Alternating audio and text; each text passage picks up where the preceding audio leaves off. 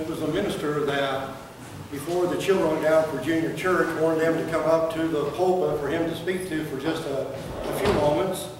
And he got all of them together there. He asked the question, I'm going to say a word, and whenever I say the word, I want you to tell me what word, the first word that pops into your mind. So they're sitting there, and the preacher says, frog. And this little boy said, Jesus. And the minister looked at him and said, when I say frog, why would you say Jesus? What connection is there between those two words? He said, well, I knew you didn't call us up here to talk about frogs. I am not up here to talk to you about frogs. That video that we watched, to me, is one of the best that I have seen. There's some others that we will attempt to integrate at times as far as our worship is concerned. But it deals with the modern-day woman of the well, and we know the story in John chapter 4. So when we are going to look at here just three simple topics. One, we're going to talk about the sinner. Okay? So what we want to do is look here, and I want audience participation if we can. So I want you to share with me from what we know in John chapter 4. If you want to read it, it's on the inside of your prayer list today. But to see what we can look at from the video, from the scriptures, as far as this woman and the struggles that she had. So the first thing we ask is, what do we know about these women? Let's start with the woman at the well. If you're familiar with the text, what do we know about this woman at the well? She was shunned by others. She was shunned by other people, very much so. She will come and get water at the well at noon, the hottest part of the day. Why would you come at that time? Everybody else came early in the morning, late in the evening. The other people in town didn't want her around. Okay? She is shunned, rejected by them. What else do we know about her? Samaritan. Pardon me? Samaritan. She's a Samaritan. Anybody know what that means?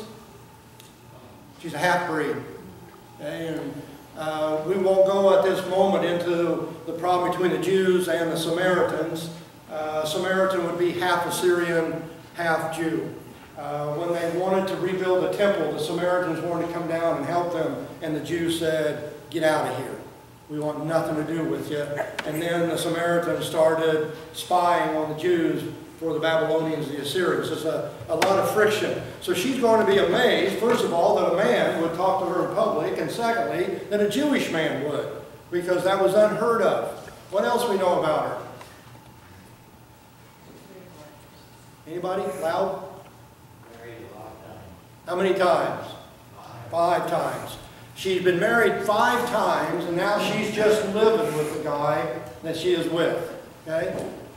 What else do we know about her? Anything else? Okay, wasn't her husband. Okay. What about the woman in the video? What did you pick up about her? She's been in a lot of relationships. Been in a lot of relationships. Family was rejecting her. I'm sorry? Her family was rejecting her. Pretty much. They tolerated her, it seems like, but they really didn't want her there. Okay? Anything else about the woman? Very bitter.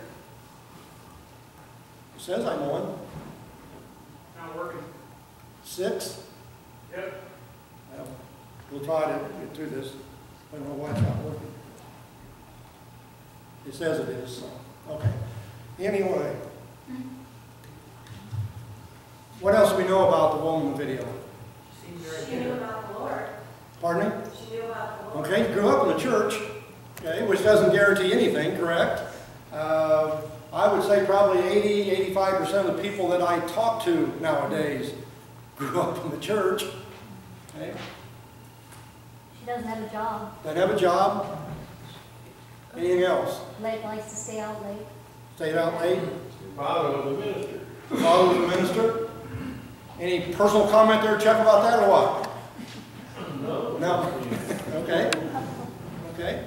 You will find in a lot of ways that the young people that seem to reject Jesus more than not are ministers' children. And I won't go in, I know why, but I'm not going to go into that. Okay? Anything else?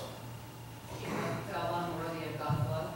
She felt unworthy of God's love. She has a very poor opinion of herself. She thinks that she is worthless. Okay? So here we have these two women. They live 2,000 years apart, but really aren't that different, are they? Struggling with the same things that people struggle with. Human nature is human nature. Sin is sin. But also remember that God is God.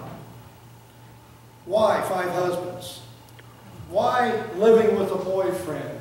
Why having many, many boyfriends, like the lady in the video? For what reason? She was searching for love. Absolutely. Both of them were looking for love. I won't sing the song. The next one is what in all the wrong places, okay? But that's what they were looking for. Now, you don't need to hold up your hand, folks, but honestly, isn't that what we're looking for? Isn't that what we need in our lives? What we want is we want somebody to love, and we want somebody to love us. So honestly, we're not that much different than the woman at the well, the woman in the video. That we might, well, I'll go into that here in just a little bit, okay? So there's a lot of similarities here between these two women. They're lonely, they're wounded, some by their own fault, others by the faults of others. Do you suppose that either one of these two ladies intended for their life to end up where it was at?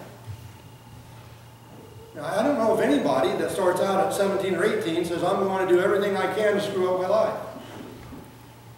If we could have met these two at 16 or 17 years of age, I'm sure they never, ever even thought that their life would end up like the video or like the woman at the well that Jesus meets. What do you think these women thought of themselves? Pardon me? Not much. Not much. Because why? Made the same mistake that we make. Why? They didn't trust Jesus. And he speaks to them in the video about this. You are placing your value upon what? Who you're with. What others think, the people around you. And that's the same thing that we look at in our society today. There are those people that are great people because they can perform, do the things that they're supposed to do. I shared with you before out at camp in the last couple of years when I have talked to the young kids, especially the junior kids, they have no idea who Michael Jordan is. Why? Because he's not playing basketball now. He's not a star. He's not performing.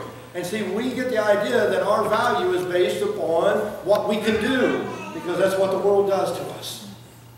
Our value is based upon who Jesus knows that we are, not what we can do or can't do. And there's the mistake that these two ladies make, and each time they get into a relationship with somebody else, they come out worse than they were before. And it just they get beat down, they get beat down, and finally decide they're not worth anything. So they are ready to be used, just so they're not by themselves. That they're willing to sacrifice what is right for the sake of not being alone. And we have a host of young people in our society today that have the same problem, and adults. That they will sacrifice what they know is right and wrong just so they don't have to be by themselves. There was the other thing that I guess I would look at both these ladies that they have in common is they both were looking for the truth. We would never have thought that, would we? When Jesus says to the lady, go get your husband, she said, I don't have one. And he said, you're right, you've been married 5 times. The man you're with now is not your husband. Some people think that she was trying to deflect the conversation, and that might be true. But what was the next question that she asked in general? She wanted to know about worshiping God. Wow. That's strange, isn't it? But see, I believe every human being on this earth, someplace in her heart, wants to know about how to worship God. I believe every human being there is in the world has this great desire to be right with God, to find that peace with God. This woman at the well is no different. The lady on the video is no different. We talked about she grew up in the church, but you also picked up in the video, she remembered a lot of what she learned too, didn't she, as she was growing up. Yeah. Yeah, and both of them, if you think about it, neither one of them could trust anybody because everybody was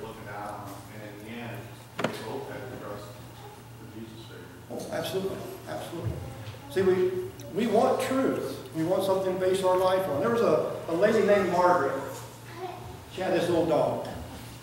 And she heard somewhere along the line that the best thing she could do for her little pup is give that pup a tablespoon of castor oil every night.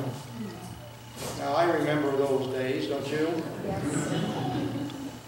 Mom and Dad would catch me in the medicine cabinet just drinking.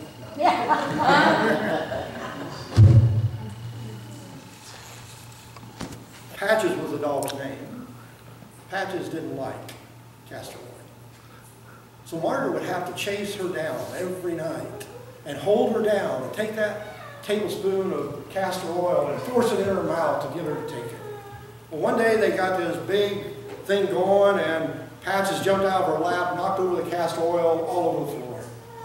And she runs into the kitchen to get a rag, and when she comes back, you know what she finds?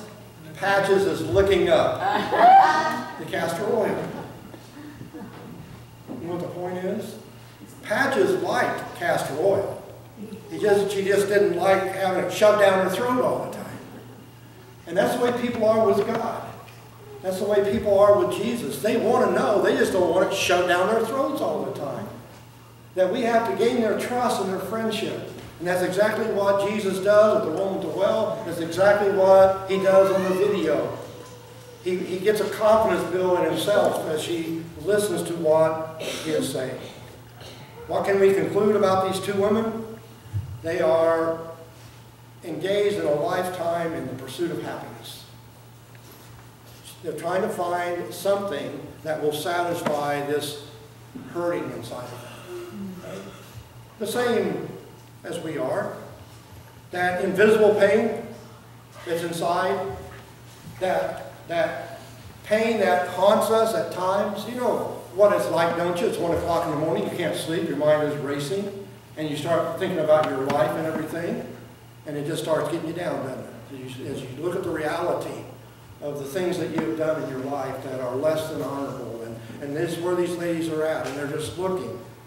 And the problem is that this haunting pain they have inside of them is caused by sin. And that sin has caused them to feel like they are failures. And instead of seeking out the help that they need, they try to cover it up. Like they're just doing okay. They were just doing fine. But they have this deep need inside of them that they're looking for. Well, this brings us to what Tim had remarked about, to the saints. What did the Christian family think of this lady in the video? She needs to go to church. Well, yeah, but maybe she needs to just get away from us. That's We don't want to deal with all that's going on here. The woman at the well, what did the disciples think about her? It's caught up in one little verse there in John chapter 4. They come back, it says they didn't say anything to Jesus, but they thought, what is he talking to her about? She's a Samaritan woman. She is an immoral lady. What is Jesus talking to her about? And I can tell you that in many ways, one of the greater detriments to the growth of the church in our society right now are church members that can do nothing but criticize and condemn the people that are sinning. As if we're not. As if we're not. She's a lost cause to these disciples. She's a lost cause to her family. And that's the way they're viewing her. So if that's the way everybody around me, the churchy people, as she says in the video, feel about me, I can't be worth a whole lot because I see them a little more perfect than me. And if they think that I am worthless, then I must be. I must be. There's a fish, and the fish's name is Mortimer. See him up there in the corner? Mortimer. I wish my mom and dad would name me Mortimer. I love it. What do you notice about Mortimer? He is what? Going the wrong way. And I'll bet you that the rest of those fish are talking about Mortimer. He's rebellious, he's wicked, he's evil. I didn't say Haley, I said Mortimer. But if the fish would look just for a moment, you know what they would find? There's a hook in Mortimer's mouth. And when we look at people that are sinful and evil and wicked and we really don't want anything to do with them, one of the things that we have to keep in mind is that hook that Satan's got in them. That is just not all about them. It's like the admiral of the battleship, the two sailors are arguing, they're about to get into a fight. And the admiral goes up to them and says, the enemy's out there. Not here, he's out there. That we have to understand, even though that we are responsible for our sin, there is a greater power at work here. Mortimer may not just be rebellious on his own. That Satan may have caught him into a sin, and now he is causing those kinds of problems. When we see people sinning, do we try to understand? Or do we just dismiss them as evil, wicked people? And attempt that no way that we're going to get involved in their lives. The woman in the video, what was her perception of Christians? Perfect? Anybody else? Snobby. She was naughty. Superior? Now, we can sit here and say, well, we don't feel like we're superior to anybody, but we sure can give the perception that we think that. Okay? By dismissing those people, I am convinced that people cross our paths every day, folks, that are just like these two women. They don't have to be women to have these problems. Men have the same problems that women do. The rejection, the self-esteem, all those types of terrible thoughts about themselves. But she saw them as judgmental.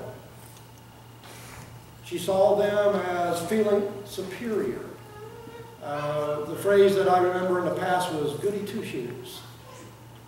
Now, I know of people that say that they would never come to church because they never could compete with those people about being good. Wow. A little boy asked his father one day, why are some people not Christians? And the father said, some people are not Christians because they have never met a Christian. And some people are not Christians because they have met Christians. That we are to be those that are reaching out. That we are to be those that are trying to help these people. We walk by these people all the time. Do we just pretend they're not there? Are we so busy doing the things that we have to do that we have missed them walking right by us? Where did Jesus meet the woman at the well? At the well. Here is Jesus in the video. Meets her where? A stop. You ever been in the elevator going somewhere with someone?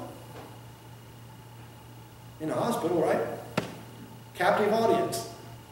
If I'm on the ground floor and they get on and we're going to the third floor, I know I've got a couple of minutes here that they can't get away. They can beat me up, but they can't get away. We pass these people all the time. In all honesty, as far as the elevator at the hospital, 90% of the people that you meet in the elevator at the hospital have somebody ill in the hospital. And I simply ask, you have someone in the hospital? Yes. Are they doing well? Would you want me to come and have a prayer with them? Is there something that I can do to help? Would you consider that overbearing? Not if you had somebody in the hospital that's sick. Not if there was a need that you were aware of and things were not going well physically. We cross these people all the time. In John 4:35, the disciples are coming back from Sychar. They're asking those questions about Jesus, talking to this woman. And what does he say to them? Look! Look! You say 3 months till the harvest. It's white right now. You know what it means when wheat is white? It's starting to rot. The time to go is right now. And he was saying to the disciples, you went to get lunch. You guys are really out to lunch. Do you understand what is going on here? that we are to be harvesting. And the idea here, folks, found also in Matthew 9, isn't that there's not enough to harvest, there's not enough workers to do the harvest. And that's what Jesus is concerned about. There was a salesman that, he was a new salesman, he was trying to make his name and everything, and he had this gentleman that he thought he was going to sign a contract, but he walked away. And he was pretty disappointed, very discouraged. He went to his boss. He said, I guess that proves the old saying, you can lead a horse to water, but you can't make him drink. And the boss said to him, you can't make anybody drink. Your job is to make him thirsty.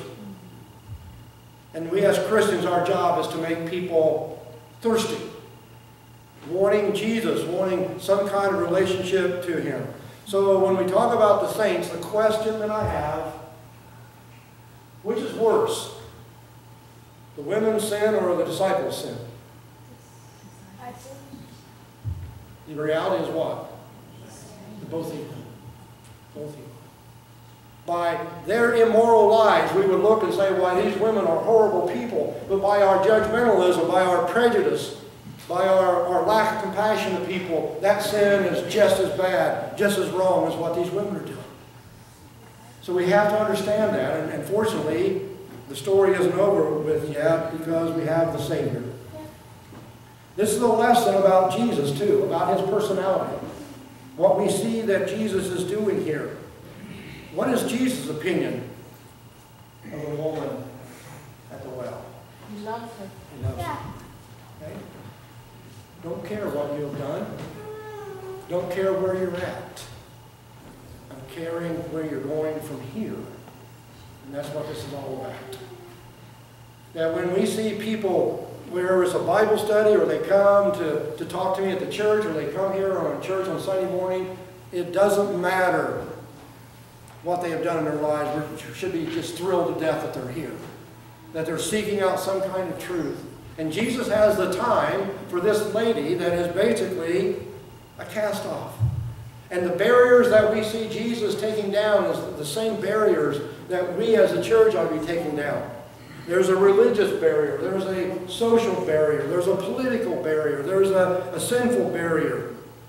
And He's taking all of those down. He shows both in the video and in Scripture the value of every soul. Jesus in John 4, the woman and Jesus in the video is saying, your life matters. Your life matters.